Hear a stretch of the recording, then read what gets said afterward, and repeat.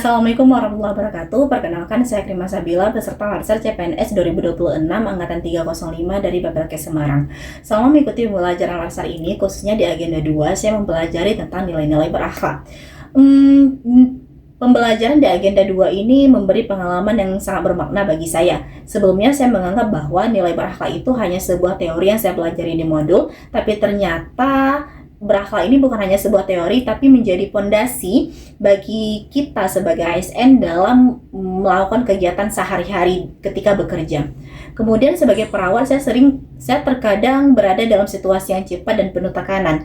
Nah, saat mempelajari nilai berakhlak, saya merasa tersentuh ketika menyadari bahwa pelayanan bukan hanya soal keterampilan klinis, tetapi juga empati, integritas, dan juga tanggung jawab moral. Kemudian saya juga merasa bangga sekaligus merasa tertantang. Yang pertama, saya bangga karena saya menjadi bagian dari ASN, dan tertantang karena di sini saya menyadari bahwa menjadi ASN bukan hanya soal pekerjaan, tetapi juga menjaga etika, nilai etika yang lebih tinggi. Selain itu, makna terbesar yang saya dapatkan dalam mempelajari berakhlak ini adalah bahwa berakhlak itu bukan hanya slogan, melainkan kompas. Nilai berorientasi pelayanan mengingatkan saya untuk selalu memprioritaskan pasien dalam setiap tindakan. Nilai akuntabel mengingatkan saya untuk terus teliti dalam melakukan dokumentasi. Nilai kompeten mendorong saya untuk selalu belajar dan meningkatkan keterampilan. Harmonis dan kolaboratif memperkuat pentingnya kerja tim di rumah sakit. Nilai loyal dan adaptif mengajarkan saya untuk tetap teguh sekaligus fleksibel dalam menghadapi berbagai perubahan.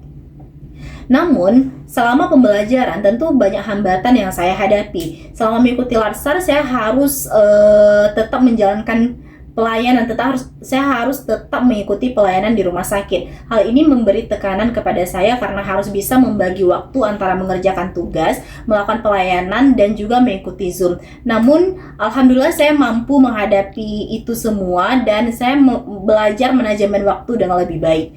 Kemudian, ide yang muncul dalam diri saya setelah belajar di agenda 2 ini adalah saya mulai berpikir bagaimana nilai-nilai berakhlak ini bukan hanya diterapkan ketika saya bekerja, tapi juga diterapkan dalam kehidupan sehari-hari.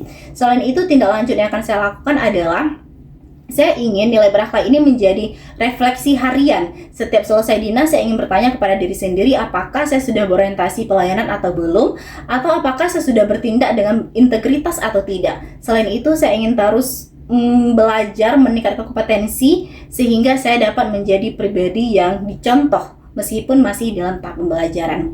Bagi saya, Larsar ini bukan hanya akhir dari pembelajaran, tetapi juga menjadi awal dari perjalanan saya menjadi ASN yang lebih baik. ASN yang tidak hanya bekerja, tetapi juga memberi makna.